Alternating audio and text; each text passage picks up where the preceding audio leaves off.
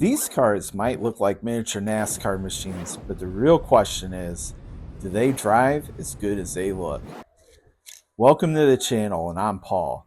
And today, we're taking a closer look at our Losi NASCAR race cars. We're going to cover what you get, how they perform, what we like, what we don't like, and what we think they're actually worth when it comes to money. Right out of the box, the detail on these cars is impressive.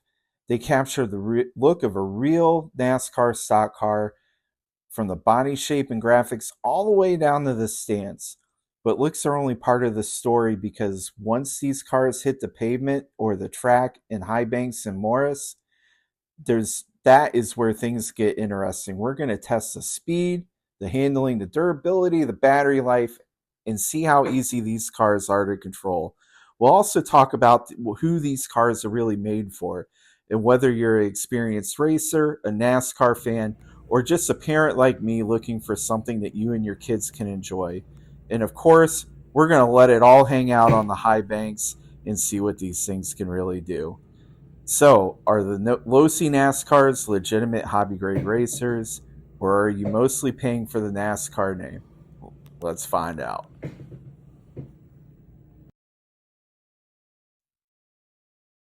So, right off, just looking at both of these cars, you can tell that the late model is significantly longer than the stock car body. So, just for an example here and show you what they've done, I'm going to line this up so that the wheelbases are even. Now, they have the same wheelbase, but this late model has a longer hood. It's got a longer deck. This is really made for short track action, and it is a real good just scale model of the real Cars Tour NASCAR stock car late models. In just a really cool look with the Dale Earnhardt Jr. Sundrop livery. My son fell in love with this car the minute he saw it. That's what got us to where we are today. And there's some cool similarities and differences when it comes to both cars. So we're going to move the late model out of the way, and we're going to start with the legend himself, the Dale Earnhardt number 3 Goodwrench Chevy. Now, when I was younger, this was the car to beat every single weekend. And just seeing it being offered in a model that you can not just drive but race was one of the coolest things that I've seen in a long time. So looking at what you actually get under the hood, and this thing's really packed with a lot of action here. So you get and forgive me, I've actually got the transponders still hooked up in the car, so I'll point these out. So to go racing, just a side note, you got to have a transponder. We got ourselves a cheap MRT transponder. It's a 2-wire. Most of the tracks in the Chicagoland area where we run use these. They work perfectly fine. They work great. So oil shocks, 1400 milliamp LiPo battery. We got an integrated speed control and receiver.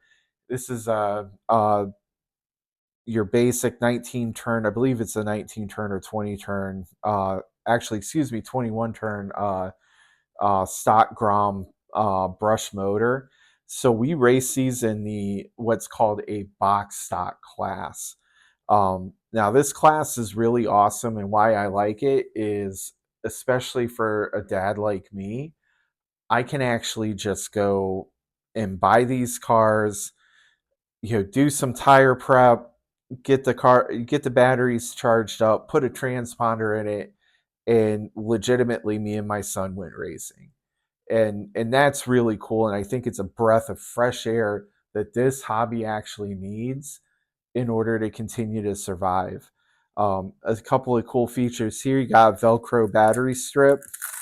And again, it comes with a 1400 milliamp battery. This contains smart technology. So this is a LiPo battery. and it has a smart chip in it. So there's some, it seems like there's some love hate with these smart chips. Now, I can tell you from the perspective of a guy that's got some kids that play with this and we go out and race it. This is actually really easy because it's not hard for me to know what chargers I can get for it. The smart technology really helps to protect the battery itself. It's a good beginner battery for people that are getting into the hobby, and it comes with some protections in place to protect the technology and prevent fires. So cool safety feature here, and this battery's got plenty of life for the car itself. So looking at the car, you don't really have a lot in the way of adjustments when it comes here. These are set toe and camber links on the front and rear. And again, this is what I like about the idea of these cars being set up for box stock racing. Uh, there's limited adjustability in here. You can adjust preload. Most track rules let you play with the shock weight and the differentials.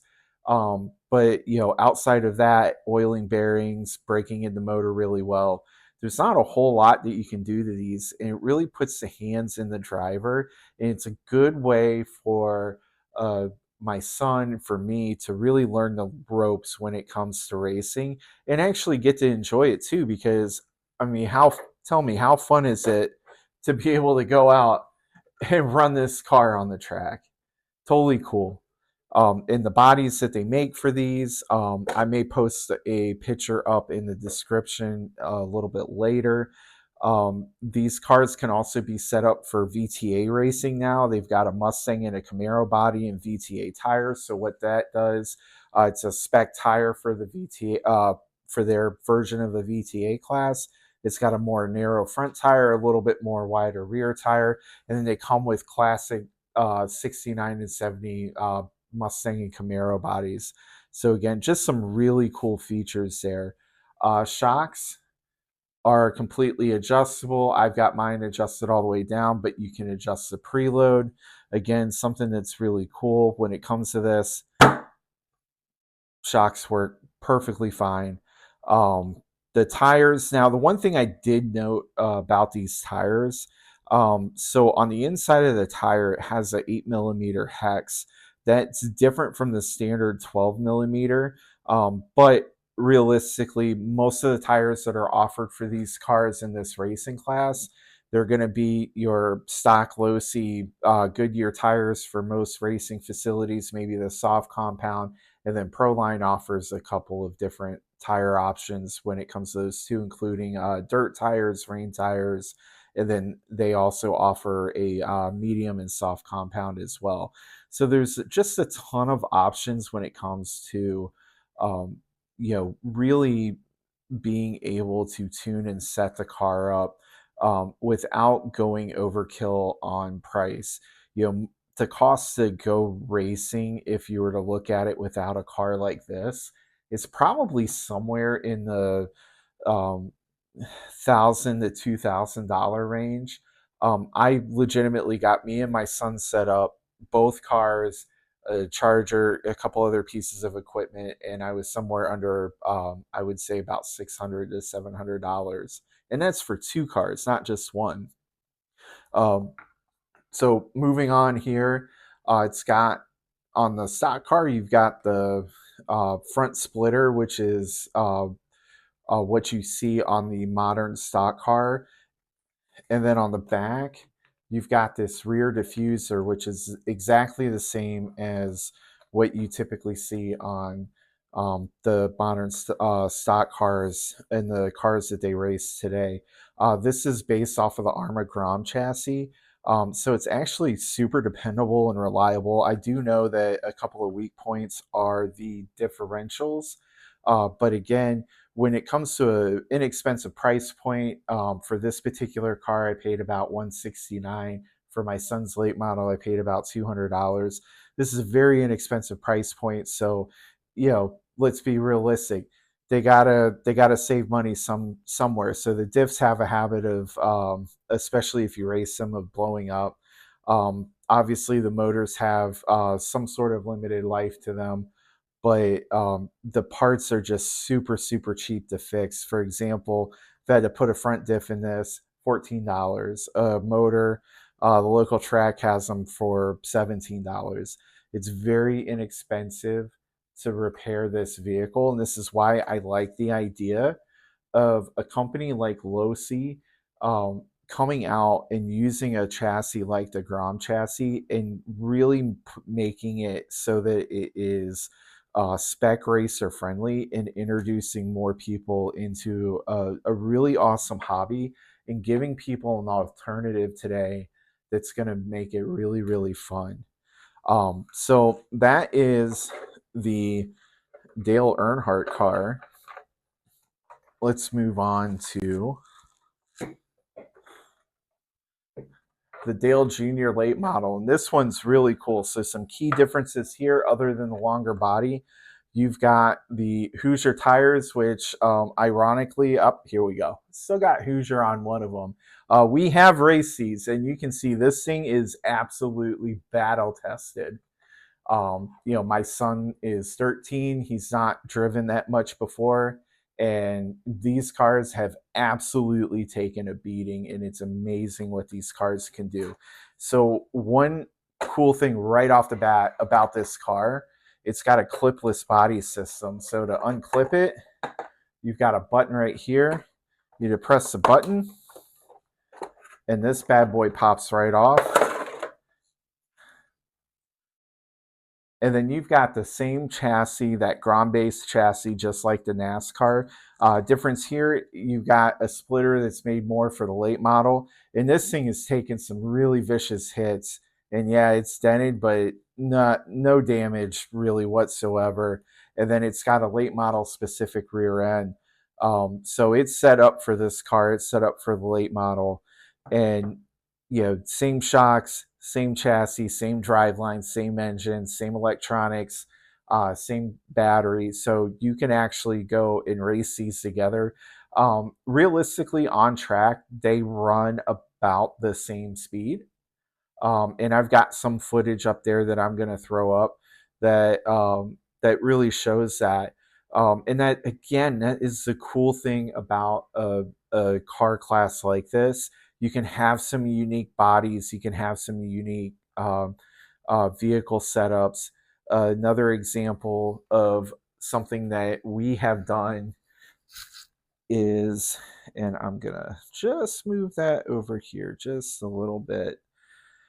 So one of the cool things that we've also done is they offer, Proline does, multiple different bodies for these cars. Now, Losi offers these in a number of different um, liveries and manufacturers. They've got Ford bodies, Toyota bodies, Chevy bodies, a lot of your famous NASCAR drivers. They've also recently released one that is from a driver that they sponsored for Indianapolis. But they also have the old Chevy Lumina bodies, the old Monte Carlo bodies from Proline. Actually two Monte Carlo bodies. They got an 80s Monte Carlo body and a 90s Ford Thunderbird body. So one of the things that we did, I've actually put a Proline body for my sister. So this is one that I got to wrap through Carpies. And this is just, again, an example of some of the cool things that you can actually do with this car and with this car class. You can go in and get a wrap. Again, not the best wrap job. It's my first time doing it. But this one was done in the Days of Thunder Superflow scheme. My sister's fighting breast cancer, so we did it for her, Team Amanda. And again, just some of the cool things that really, really make this unique and make it appealing to folks that are wanting to maybe try out racing. Maybe they've never done it before. Maybe they have, thought about it. So we're going to cut away to some footage of us racing, and I'm going to talk a little bit more about the cars and how they feel and what they do, and then look and continue to look on the channel as well. I'm about to release a differential tutorial and a tuning setup tutorial for these. I actually have a background in automotive manufacturing. And I was a technician for a long time. I've actually raced cars in the past.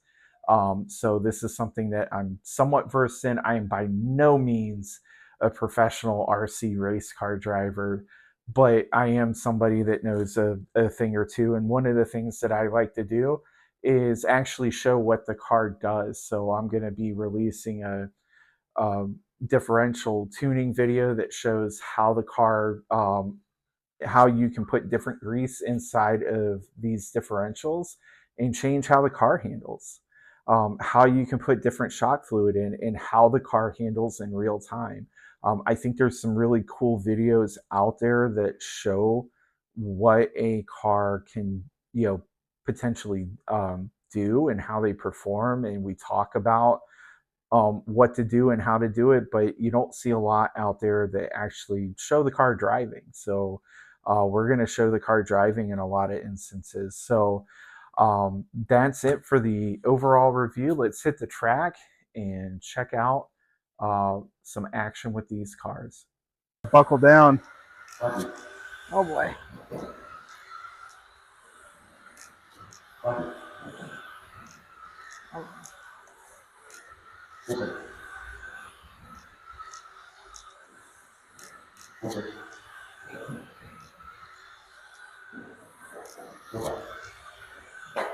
Oh, no.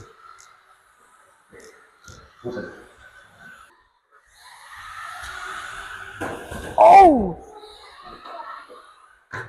Oh.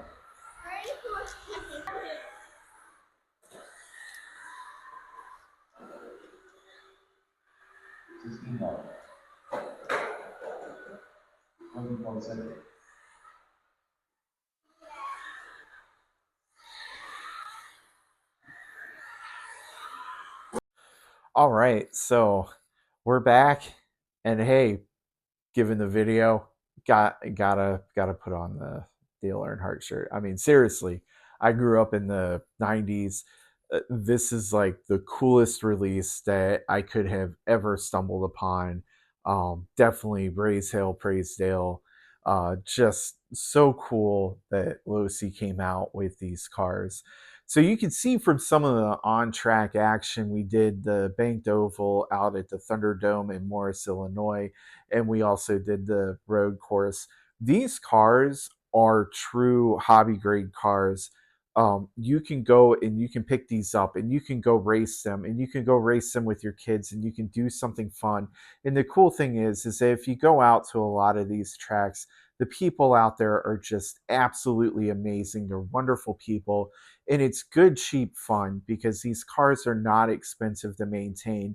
They're constantly evolving what the options are for these cars. Some have brushless classes where you can run brushless motors and different LiPo batteries. And then on top of that, you also have the new, potentially, if it takes off, a VTA class, and that's going to be just an awesome thing on its own. These cars are a great segue, especially if you're a father and kid, or a parent and kid just wanting to get into this, wanting to try it out, want to maybe do something a little bit more than, play around in the parking lot and do something that's organized. Again, just good, great fun. Now at the track, a couple of things you'll note: these cars really do hook up. The tires, once they get warm, they're great. These cars handle very, very well, especially on a banked oval. They do amazing. These cars are very easy to drive, very easy to run. Um, I showed a couple of accidents that we had there. They're also incredibly durable, which is important, especially when, in my case, maybe you're a parent, you don't have thousands of dollars to allocate to do something like this with your children, but you do have something that you can do, or you want to do that. Just makes it more attainable just for that durability aspect alone. Uh, Lastly, the ease of tuning, being that most of the classes that you can run out there are what's called a box stock class. You're limited to what you can do with the differentials, what you can do with the shocks. Outside of that, you can't really do anything else to the car. That makes it a lot easier to learn how to make a car go fast. And if you want to learn how to make your car go fast, watch my next couple of releases. I'm going to be doing a shock tutorial from our tuning day out at the Thunderdome, along with a differential tutorial where I really get that number 3 car hooked up and running some pretty respectable lap times. Thanks for watching, and we'll see you soon.